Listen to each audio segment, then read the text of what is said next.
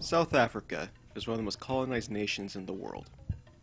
Its people of the Khojas, Zulus, and other tribes have lived on these lands for 130,000 years, which began to be ripped away from them by the Dutch and English settlers. South Africa hosts wonderful natural wonders and rare earth metals, especially gold and diamonds. Capitalists flock to South Africa to reap the native lands of these high-value commodities and enslave the natives. But like with any history of domination, there's an equal force of liberation. Today, we're going to look at one particular strategy for liberation, that of the South African anarchists. And because they're anarchists, they love their acronyms. So, just to make sure you don't get lost, I'll be putting the names of each organization I discuss in the top right corner.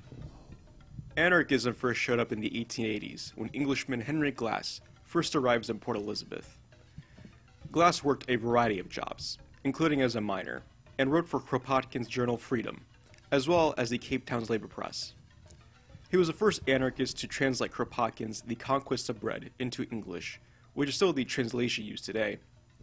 Glass was also acutely aware of the issues of race within South Africa, speaking on his experiences working as a miner. For a white worker in this South Africa to pretend he can successfully fight his battle independent of the colored wage slaves, the vast majority, is, to my mind, simply idiocy. The racial and ethnic makeup of South Africa in the early 20th century was quite diverse and played a major role in the development of anarchist movements. There were whites who were mostly from Britain, black Africans, or sometimes known as natives, Afrikaners, who are South Africans of Dutch descent, coloreds, the South African English word for mixed race, Indians, and Eastern European Jews. Much of South African history is full of racism and xenophobia, particularly dividing the white and African population along racial lines, which was legally apparent even before apartheid. One of the first socialist parties to recognize this disparity was the Social Democratic Federation. The SDF was founded on May Day 1904 in Cape Town. It was made up of anarchists and Marxists, as well as our friend, Henry Glass. Fairly early on, the party split in which Marxists left, leaving the reins to the anarchists, along the leadership of Wilfred Harrison. Glass wrote for their paper, the Cape Socialist, which had robust readership all over the city. They distributed other materials as well, such as books via their bookshop and their library. They also had a socialist hall, a worker-owned refreshment bar, and held speeches in white and black spaces, which would attract crowds in the thousands, including having speeches in Afrikaans and Khoja. They also provided their members with beach trips and socialist christenings, which were essentially naming ceremonies for newborns. The party was very anti-segregationist and openly criticized South Africa's laws. They ran anarchist candidates, but never won an election. Their most important contribution was creating the first non-segregationist workers' union, the South African General Workers' Union, which drew in many people of color. In 1906, the Depression hit South Africa hard, and SDF, along with many unions and other parties, protested at the state capitol, which resulted in several people getting arrested and sparking a riot across Cape Town. This was the first time anarchists went to jail for their activities. Another party sprang up in 1910 in the city of Witwatersrand, the Socialist Labor Party.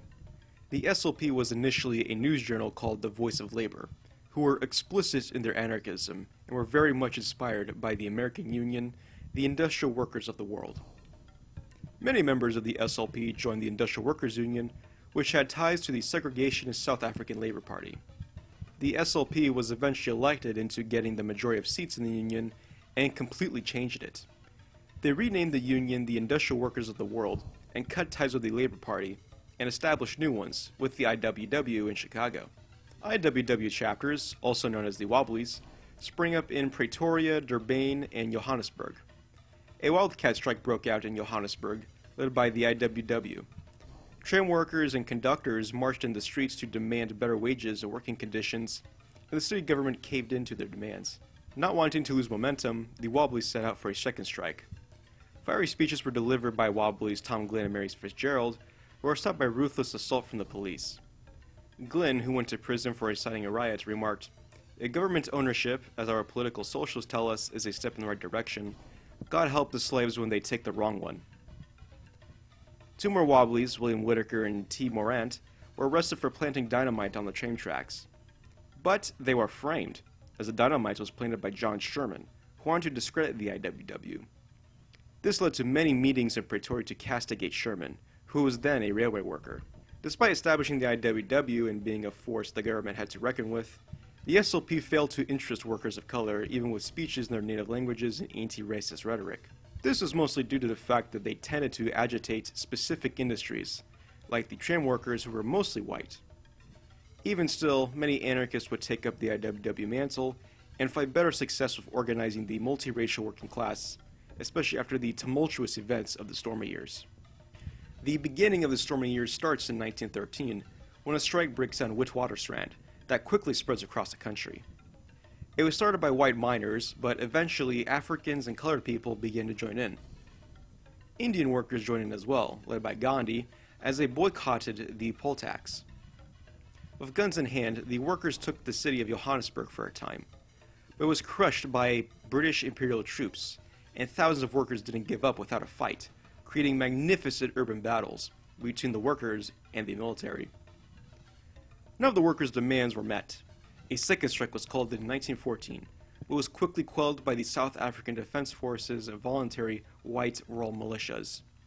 In the larger context of the outbreak of World War I, anti-war sentiment was coming up from the working class. 12,000 Afrikaners engaged in open warfare with the South African government that created significant supply shortages for the British on the Western Front. But this was soon stopped as well. These events shaped anarchism immensely. In 1915, a split occurred in the SDF due to the party's support for the war, even though most of their members made speeches against the war that drew in thousands. This party infighting was happening with other anarchist unions as well, primarily over who was considered the most anarchist of them all. But they still educated the masses, joined in protest, and risked their lives for their beliefs, which helped anarchism to become a real political force near the end of the 1910s. One of the most militant unions to come out of this struggle was the International Socialist League. It began in 1915 with two goals: to form one big union, like the IWW, in order to fight against emerging monopolies that were taking over South Africa, and to end segregation. A core belief of the Union was the national liberation and class emancipation would happen simultaneously during revolution, and they fought hard to make it happen. The biggest obstacles for the ISL were the attempts to create desegregated unions, as they tried to rally white unions into joining the ISL, which at best made them reformist with no interest in revolution, and at worst were still segregationist. They were very unpopular with the colonial establishment, so much so the government spied on them during their meetings and censored their paper as much as possible. They also became a target for white supremacist violence, such as during protests against the Native Affairs Administration Bill in 1917, which sought to have complete rule over Africans via the powers of the Governor General. This protest in particular was interrupted by white far-right groups, which were increasingly becoming hostile to socialists.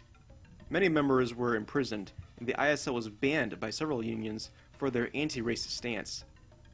However, the fighting was worth it, as by the end of 1917, they had 40,000 members, several thousands being people of color.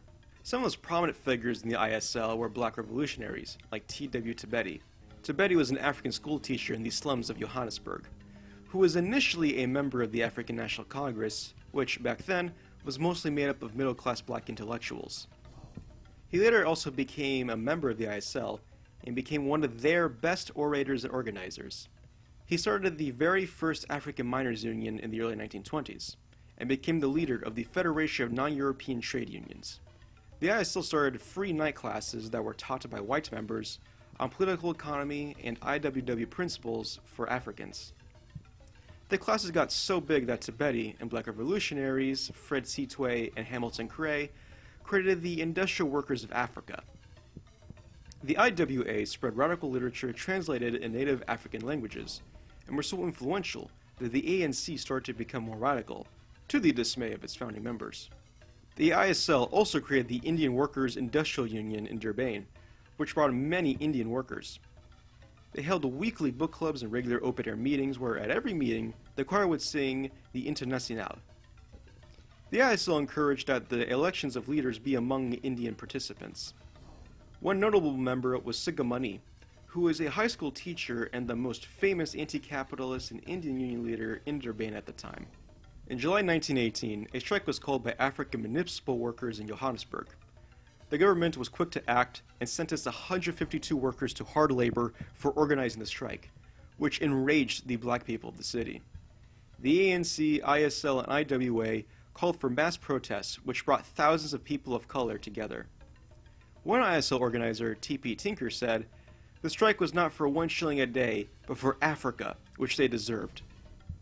The groups called for general strikes in Witwatersrand, but canceled last minute. 3 African mines went on strike anyway, and 8 people were arrested for inciting violence. This included 5 ISL members, including Sitwe, Cray, and Tinker, IWA and ANC member J.D. Ngojo, and ANC members Thomas L. Mavaza and Daniel Latanka.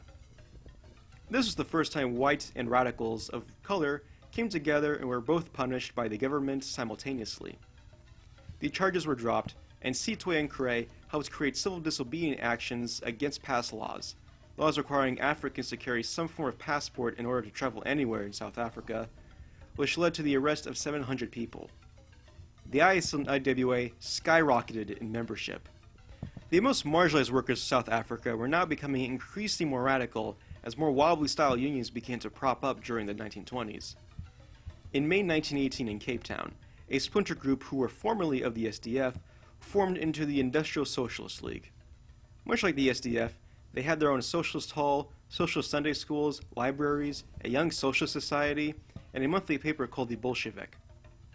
They placed specific focus on organizing people of color, such as organizing the food processing workers, as well as creating the adorably named Sweets and James Workers Union.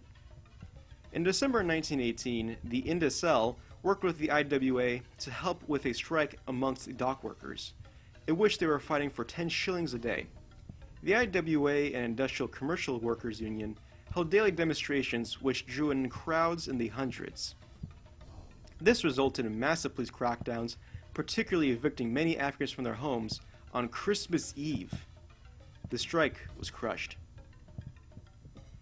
During the 1920s, the most prominent anarchist union was the Industrial Commercial Workers Union. They were also inspired by Garveyism and Christianity, and many had people of color. At its height, it had over 100,000 members of chapters all across Africa. The ISL, SDF, and INDSL formed into the Communist Party of South Africa, which, while becoming more overtly Marxist and following the doctrines of the Soviet Union, still used syndicalist tactics and organization until the end of the 1920s. From then on, they followed more Marxist-Leninist policies as dictated by Stalin.